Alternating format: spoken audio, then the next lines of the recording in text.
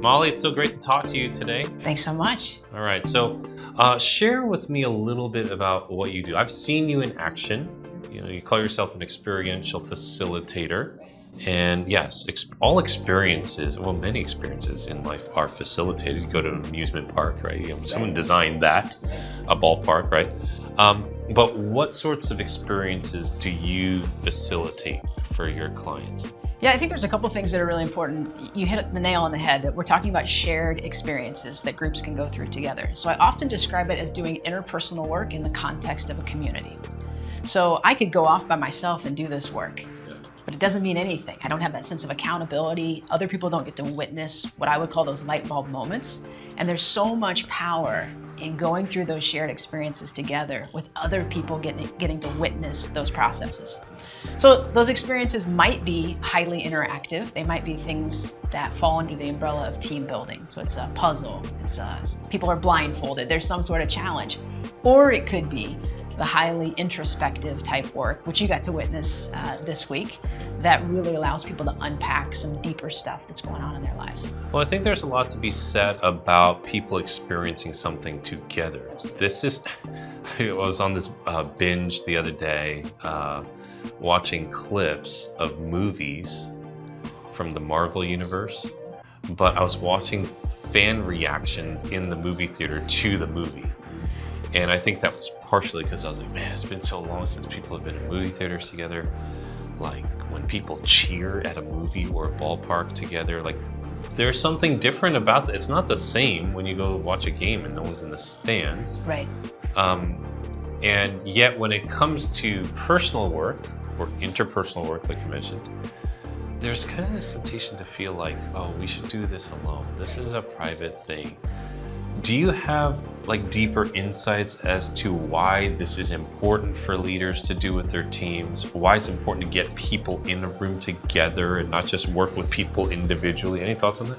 Yeah, I think that when we're talking about a group that's working together, there's a sense of interconnectedness that happens there. And the reality is we don't show up to work with just our work selves. When we are working at the highest level, we're bringing our whole selves to our work. And so it makes sense to me that we work on our whole selves together so that our shared experience of working together is better. Because the reality is, when we go home at the end of the day, if our work day has been good, everybody benefits. But if we go home and we've had a hard work day and we haven't felt seen or heard or known, we take that into other spaces in our lives. So if we want to show up and ask people to bring their whole self to their work, then we got to work on the whole self together. What are some maybe pitfalls or bad habits that facilitators or team leaders make when they're, okay, we'll get everyone in the group. We'll just make them do all these exercises together. What are some of the things that people kind of miss there? Well, the first thing that comes to mind is they fail to do a debrief. Okay. So there's an assumption that we did something together, so growth must have happened, right? We just did a trust fall in the boardroom, we're good to go, something happened. And so the debrief, the talking about it, the unpacking it, the giving people the questions that they need to process it is the most important part of facilitation. And so often leaders see an activity and think, that looks fun, let's do that. Something must have happened. And so I think about it a lot like I thought about my days as an athletic coach. I couldn't just give my team a drill and say, well, we just did the drill, we must have learned something. I still had to teach, I still had to ask questions. We had to unpack, why did we just do that activity? Why would that make us better in a game? When would we use it? Same thing applies in the workplace. If we're gonna do an activity, we've gotta unpack it and figure out what makes that so powerful. I think another big mistake leaders make is, well, I'm the leader, I don't want to influence the group, so let them go do it. And I'm going to go back to my office and do my work. But the leader's got to participate. We've got to be engaged in that process. And then a third thing that's a real big sticking point for me is this idea of safe space. I try to use the word brave space instead of safe space. Because my experience has been, if I walk into a room and I say, Mike, this is safe space, just relax. You can trust me. This is safe. I'm safe. We're going off of my definition of safe. Right. And I don't know what safe feels like to you. I don't know if you were just assaulted in the parking lot on the way in the door, and I'm telling you to just shut that off and it's safe now. I don't know what happens in your home life. I don't know what you're bringing to the process. And so I really am intentional about not using that phrase safe space, but instead saying we want to create a safe feeling. And the way that we create that is by being brave in this space together.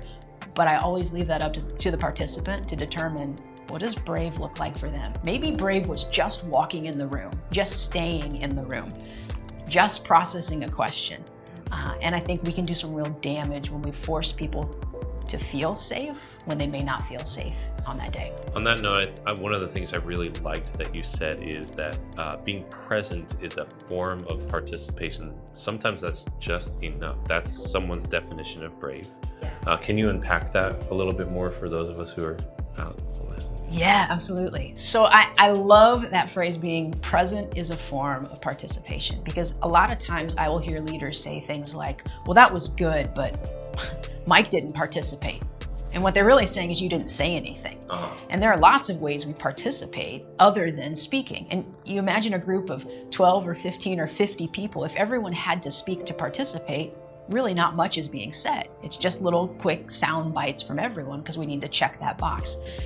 I'm a big believer that a lot of the work that I do is about holding up a mirror for someone else. And so if we're only focused on everyone talking, then we're really not holding up mirrors so that people can see themselves more deeply. And I've been a part of sessions where maybe only 1 or 2 people talked, but everyone else was so engaged in being present for that person, in witnessing whatever they're processing, and holding up a mirror and asking a deeper question for them, and holding that space in a way that allows them to do that work. And so I think we've got to have that mindset that you can get a lot out of a session, and you can give a lot to a session without saying a single word the entire time. A few years ago, well, more than a few years ago, when I was kind of starting out in my coaching business, I run various coaching groups. And they're usually workshops, marketing workshops, and so on and so forth. But I ran this one workshop in Miami, and I just kind of let it be free flow rather than have an agenda like I typically do. And it was because we were more building and creating things together. I was like, this is what it is. And one of the attendees gave me some feedback, and she said, hey, you did not take into account the different learning styles of the people in the room. And I was like, you know what? That's true. I've actually never studied these learning styles. I forced everyone to interact in one way. And when you talk about being brave or being present is a form of participation, you've also said this. This work is an invitation, not an expectation. I didn't talk at the meeting. They didn't do it the way that everyone else did. It does make people feel boxed in and unsafe. Can you speak to that a little bit? Taking into account the different personality styles, whatever matrix you use, there must be a lot that you think through. Yeah, so one of the first things I say to a group is this is an invitation, not an expectation, because the first thing people tend to feel is a sense of defensiveness of, are you going to force me to share something? Am I good enough to speak up? Should I speak up? I've been in rooms where we sit in a circle and everyone has to go around, and I feel myself thinking, oh no, 3 more people, 2 more people, 1, and I'm not at my best when that's forced on me. So I want people to know it's an invitation, not an expectation. You get to choose your level of engagement. But when I'm designing a session, I'm absolutely taking really 2 categories very strongly into my thought process. How do I create space for both introversion and extroversion? And then for multiple learning styles. So you may have noticed in our session this week that we did some self-reflection, which the introverts tend to love. We did some small group or pairs, which introverts tend to love, and extroverts will tolerate that. And then we did some large group stuff. And I think you may have seen at the end of the session when we did some large group opportunities to share, it was all the extroverts that wanted to share. But everyone had some space where they could share. And I think that's important. I can't design a session where everything works for everyone, but can I design a session where something works for every person that's there? And then I also take into account learning styles. So auditory, visual, and kinesthetic. I want people up and moving. I want people talking. I want people writing. You saw that we used an activity with a lot of images that were involved in it, which is great for people who may not have the language to express what's going on inside, but they're able to look at an image and say, oh yeah, that's what I feel right now. And that becomes a launching point, a starting point for a conversation for them. I was working with a group a few years ago, and we'd worked together for a few years. And I had in the back of the room about 300 photographs, just as a backup tool. I wasn't planning to use it. And our session took a turn. There was some conflict that I didn't know was there. And well, this is what showed up. We're going to deal with it, right? And they were just stuck. And no matter what prompt I threw out, we just couldn't get there. And then all of a sudden, one of the women jumped up, ran over to the pictures. I could see she was looking for a particular one. She came back to the group and she said, this is it, guys. And everybody said, oh yes, that's it right there. They literally didn't have the words, but an image changed the trajectory of that conversation and how we were able to unpack what they were wrestling with. So yeah, I'm thinking about introversion and extroversion, and I'm thinking about learning styles as I design a session. I think people, well, correct me if I'm wrong, I think people can sort of assume what visual and, auditory learning styles are. Kinesthetic learning styles, it's just not as familiar to people. I actually came across this for the first time when I went to co-facilitate a strategic planning session for a large financial company in the Southwest. And the gentleman who took me out there was a very experienced facilitator. He brought me along board because he wanted me to meet the team, and I was going to help them with some marketing stuff. And he was really big on this bucket of toys. He said, we have to have this bucket of toys. And I'm like, what is this? He's like, people are kinesthetic learners. I'm a kinesthetic guy. I was like, what do you mean by this? And he just put all these toys on the table, and people were just kind of, squeezing the ball during the session. And once I saw that, I was like, I need to make this a more routine part of what I do in workshops. Can you unpack the kinesthetic a little bit? Because I think a lot of leaders would benefit from understanding that. Yeah, this ties in directly to my background with athletics. Athletes are kinesthetic learners. They learn by moving their bodies. If someone came to me and said, I want to be a great tennis player, the first thing I'd say is we need to get you a racket and a ball. I wouldn't say, let me lecture you on tennis, or let's go watch a YouTube video about it. Those things might come, but we would want to get them up and moving and doing that. So anytime we as facilitators can include movement, can include opportunities for tactile things that their body is engaged in the process, we've got an opportunity to tap into an entire learning style there. And so often we ask people to just be still and participate. and we need to be moving. We need to allow our bodies to be a part of that facilitation process. Yeah, it's so important. Like I didn't realize how important it was until I did it. And then I was like, oh my gosh, I'm never going back to that.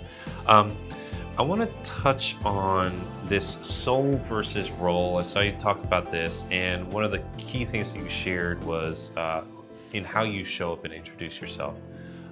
And even a helpful phrase like what you might not know about me is ... I found that it did help unlock a lot of people who are a little, I don't know how to introduce myself, feeling a little bit, squirmy about it. Can you unpack the soul versus role? Yeah. So that's a concept I picked up from Parker Palmer's work. And I love this idea that we often navigate the world and we often introduce ourselves to the world by our role. It's almost like we give a condensed version of our resume. Here's where I went to school, here's my job title, here's what I do. But there's this whole interior side of us, of what's our soul? What is our purpose? What's our essence? What's our spirit? I often say to people, my soul are the things I'll get arrested for. Like, what am I willing to say? Like, this is an issue of justice and I'm not compromising on it. I will stand my ground on this.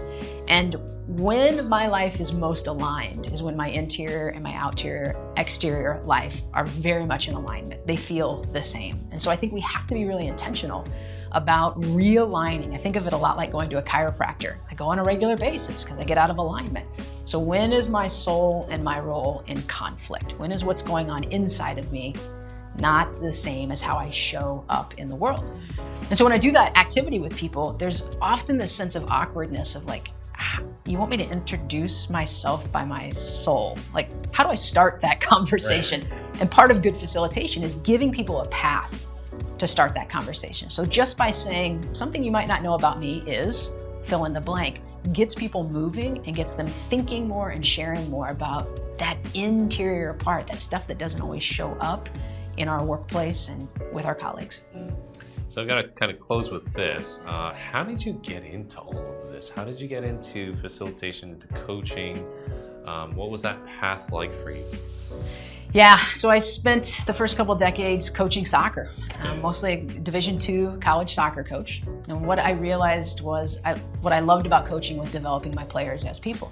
But that was a very small percentage of my job description. It was a lot of recruiting and admissions meetings and compliance meetings and fundraising. And I thought, when do I get to spend time with my players?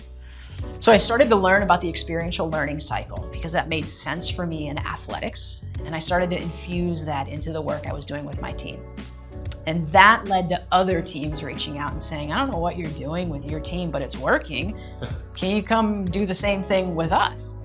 And so I started to do that. I kind of tested the market with other teams to see, does this work? Is it only working because it's my players, or does this actually work? And so I hit a point where I just felt this pull in my life to say, just do it. Just take the risk of walking away from coaching so that I can do this with essentially a global audience. I wanted to work with people in all industries, all ages, all different types of individuals. Because I know it works. I've seen it work. I've seen it transform people when we're willing to do this type of interpersonal work. And I knew I could always go back to coaching. That didn't feel like failure to me. I could go back, but I didn't know if this excitement and momentum would come back around again, where I wanted to take a leap and do something totally new. And it's been incredible to get to be in all different industries with people who want to learn and grow and be better. Well, it's incredible. You were incredible. I got to see you firsthand. If any of you are interested in working with Molly and bringing her to your team, your event, she spoke in front of 40 of my highest paying clients. So, I mean, you knocked it out of the park, and I absolutely vouch for Molly and what she did. Rave reviews. People really had incredible takeaways, and clearly you can see she's very thoughtful and carries a ton of expertise in this. So thanks for sharing some of your trade secrets with us here today. That's right. And just continue on the good work, because you've really, really helped our group here. Well, thanks. It's great to be a part of it.